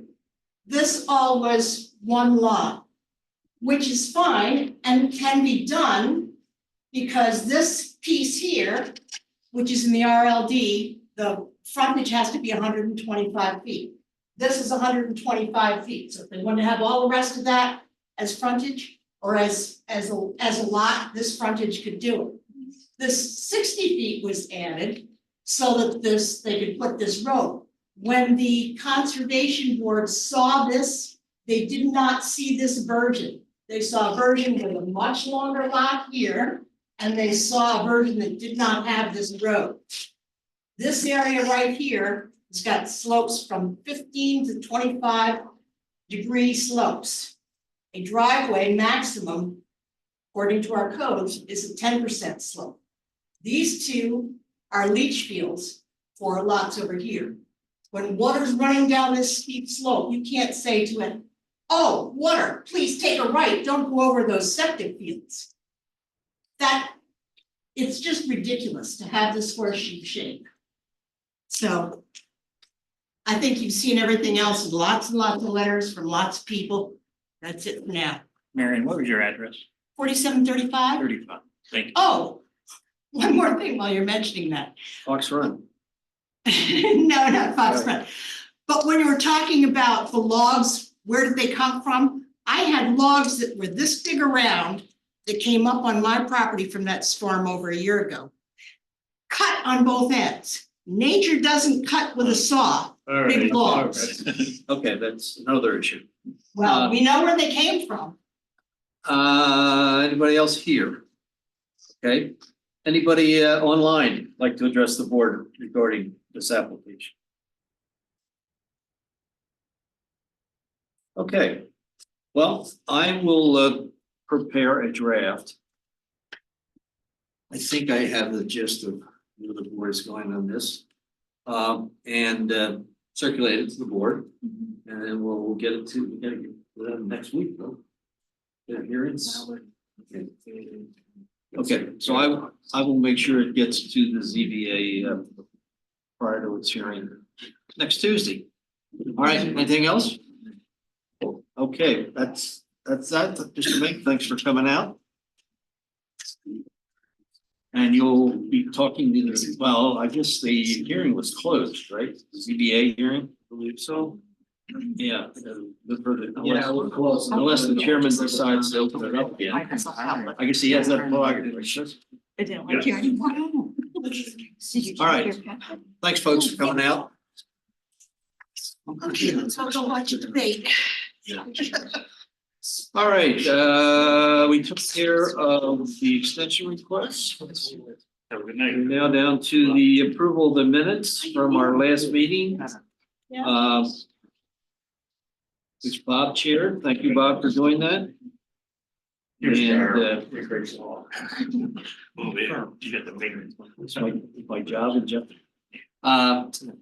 Anybody have any additional corrections above and beyond what the circulate?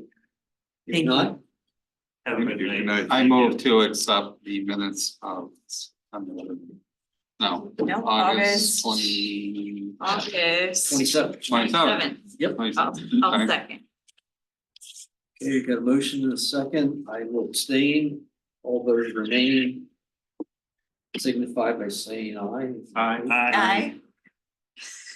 Anybody have any objections? Okay, thank you. Corrine, nice job, because in my absence, I was able to read the minutes. I almost felt like I was here. Okay, we're moving on to some credit. Surety releases. So does somebody like by the name of Mark look at this? Yeah, so it's, I have taken a look at these, we get some large ones tonight. The first one, the surety release for CPN number 23-038. Pierce Brook subdivision and Morel Builders. In the amount of $131,542.46. Having been signed off by the appropriate people in town. I'll second. Okay, motion is second to send the Morel some money. Technically, it's their money. Send them. It's their money, send it back to them? You said some. Do we get any interest on it? All in favor? Aye. Opposed? That one. You want me to do the next one, Mike? Sure.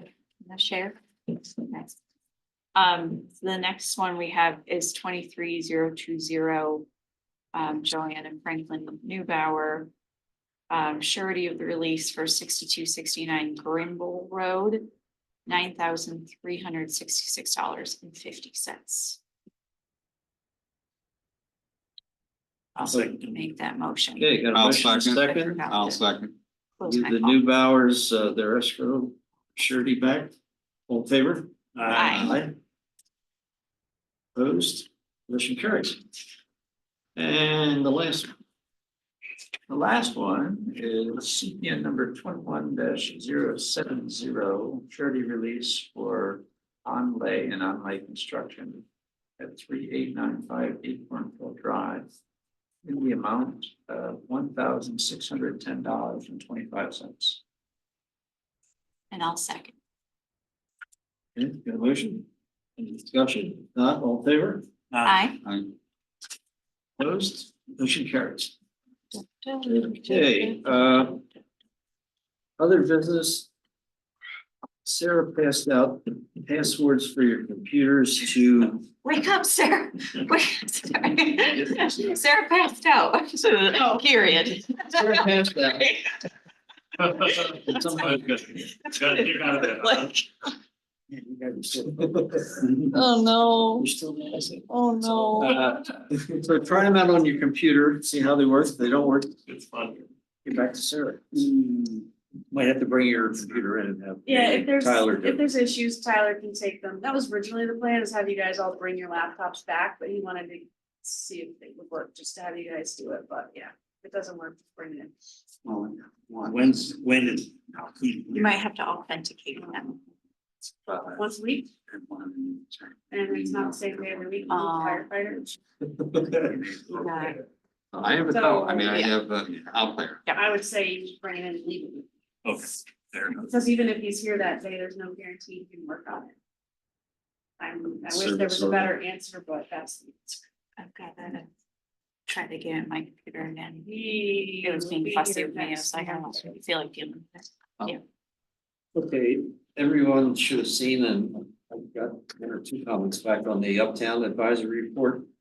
That it's going to the town board, I assume, and It has gone to them, they've taken it into account, and there'll be a public hearing on the 24th of this month, 23rd of this month. It is not, it's anticipated that they will make a decision at that meeting, but will wait to get back to the Ontario County Planning Board and receive any other comments and think about them. we've got no other referrals to the town board. No other referrals. Anyone else? Yes, that right.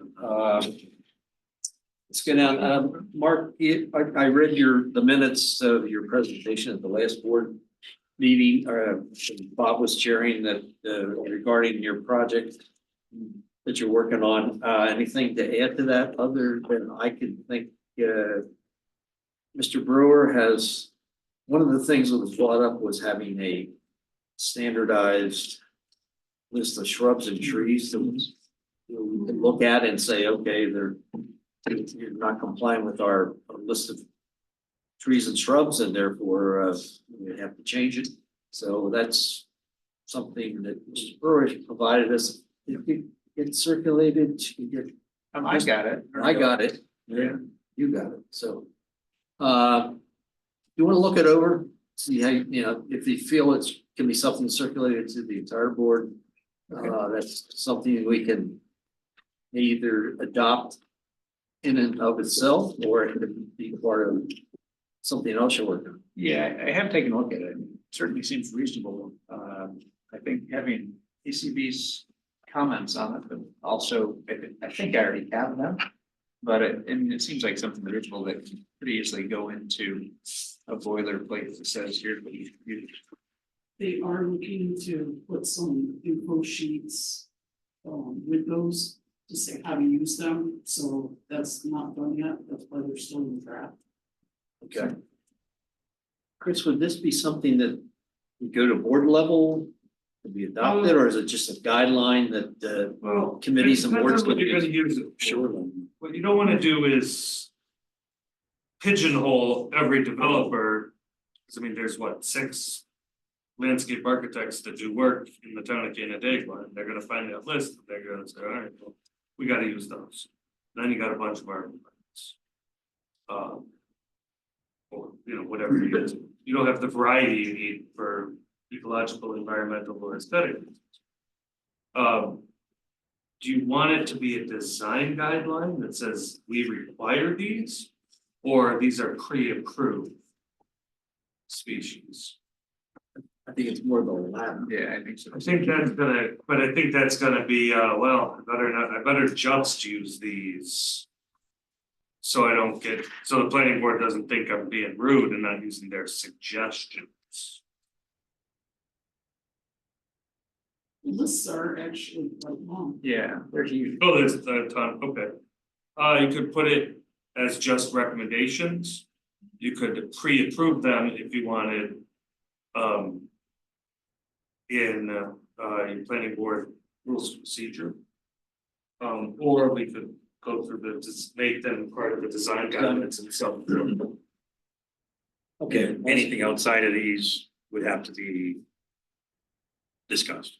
Yeah, And we could always add like a finding or condition, like we reviewed as a part of the recommendations document, and we find this appropriate or something like. that. Yeah. Maybe it's just a guideline at first. Yeah. My thought is maybe you want it pre-approved for, sometimes we say, all right, add more trees. We'll add as a condition, the planning board chair has to be satisfied that you added enough trees. Maybe it would be useful as a pre-approved in that context. So So you don't have to make the call. I think the thought is, so there are about 40 of them in this list. Okay. As the list, and it gives a reasonable description. I don't think anybody here is trying to become a landscape arborist. I think, I know it exists in the design guidelines of things that are already forbidden. So somehow combining those two.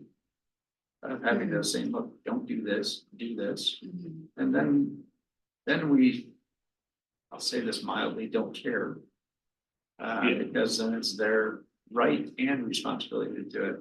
Where I struggle with all of this stuff is the enforcement of any of it, right? So it's just like your complaints about taking trees and stuff down, there's nothing. It's nothing that stops anybody from doing anything unless we pass it here. So it gets put on the plans, then somebody might enforce it at some point in the future. Well, you just saw one. You just saw a landscape plan that didn't do what that you put on the plans, and they had to come back. There's just a lot of enforcement that goes into it. Yeah. That's all. And it's memory, it's whose memory it comes from. Well, and for the most part, people are gonna leave, Sarah and Mike's departments, make sure it's on the plans, and then it goes in like that. People are gonna leave their trees where they are, unless there's a problem, keeps dying, probably because it's never gonna survive there. If they came back, they'd tell you that, and you'd say, oh, well, let's move the tree or put it somewhere else, put some different kind of tree there. It's a combination between enforcement and practical, realistic. This would be a list that can be available to the public. Yeah, I'm sure. Yeah. Meaning, there's a Yeah. lot of people that go buy trees. Yeah, you got recommendations, developers and engineers like to have those. Like to have those lists, it helps them make their decisions, helps their designers. Complete plans, helps their designers explain, this is why I picked this to the property owner. But the property owner says, no, I'll put a bunch of cactuses in here. No, I don't think you should, yeah, I'm gonna do that, well, here's why you should. The more stuff you can have posted on your website to help. But you're thinking of it as a design guideline, but the problem is then, can you enforce a design guideline? Yes, actually. Okay. I'm thinking of it as a guideline that you can't enforce. Like a resource. Right. Yeah. Right. I mean, in my 14 years on the planning board, when it comes to landscaping and I look at a landscape plan, I look at the tree schedule, I make sure they're 2.5 inch caliber. Yeah. But the Latin, all the descriptions is way over my head, and I just feel that, it'd be nice to know a little bit more about what the description is all about. And whether, and now we're, we, through the ECB, informed us about, the nuances of native and invasive species and all that, and it's something we be concerned about, and I think we have a list of what's acceptable. And we can pass that on to the applicant to make our job easier. Yeah. And on the flip side. Keep the forbidden fruit, for lack of a better word, updated on the site design notes, if something, if there's a new invasive species that's come to town. Get it on that list so we can permit it and take steps. DEC has the list of trees and plants that are invasive or shouldn't be used. Are you saying we don't need to put any of this into? No, I mean, like the ones that you should not be planting. So we have a list of what we shouldn't plant, but we don't have a list of what we should. Right. I think what we should plant or what we should be considered is what we're shooting for. Or ideas. Let's go ahead, non-invasive species to your favorite plants. If you really hate arborvitae, you don't want to see them. Put them up for the list. Yes, the town has a more restrictive urban. I don't think we're at risk of a lot of people. I love my square ball bushes, but they're no good, right? I can tell you that. Square barks, the ones, the fire bush, the one that really turns red in the fall. Yeah. Yeah, it's invasive. That's amazing. What a pity. All right. Attorney. I think Kim sent out the, I think most of you are in pretty good shape. There's a cloud permit. Yeah, I'll use yours as files from it, get me emails that Cloud Permit sends out, and I'll sign up for it. Is that something more for you or for us? You guys. So, yeah, I haven't gone to it, so. I've gone to a couple, they're more for the administrative operator. side. Yeah, Okay, that's what I thought. I went to one and it was interesting. I didn't get any credit for it. Sure got double credit. There's some boot camps, there's one on 926 meeting procedures, meeting procedures. There's one on STRs, short-term rentals on the 24th of October. Which now we're involved with STRs more. Maybe that's something you should consider. They have a recap of the year. Ontario County sent out a very thorough list of all the available training, so. And the Planning Federation has a seminar on GIS on tomorrow, the 11th. Okay, so you don't have your hours? Get them. Tim, you'll be away next meeting, right? Yep. Is everyone else gonna be here? Okay. I may have conflict, but I'll zoom in if I think I can zoom in. I may have a conflict, but I think I can zoom in on it. Okay. Okay. Good. Let me know, that's all. Can I add, real quickly? I've had two different municipalities contact me recently, saying that they want to model the parking regulation of the town. And Douglas. Parking regulations? On-street parking regulation. Really? Have they looked at our parking?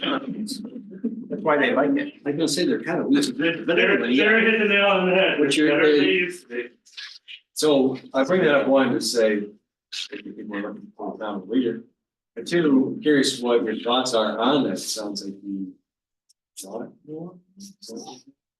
And I don't think there's many of you on this board that were here in the before times. Yeah. Yeah, actually, ours are better. Yep. But, yeah, it was parking spaces based on use and, It was one very. space for every 10 dinner tables. Oh, yeah. Here's how your perception of it has been since 2021. We don't have parking on the streets. I don't think any of them have impressions of it because we never think about parking anymore. Right, so good. It's so good. Well, a little bit though, right? When We we talk get into about it. higher, when we get into higher density stuff, that's where it seems to be a challenge. So looking at Purdy Road, for example. Whatever it is with that type of community leads to a lot more cars. So that's when I think it. I guess that's a negative thought towards it, right? Of saying there might be more that can be done. So I think the higher density stuff probably demands more work than everything else, because we don't think about everything else. I mean, I guess. You're talking about the manufactured home community? Yeah.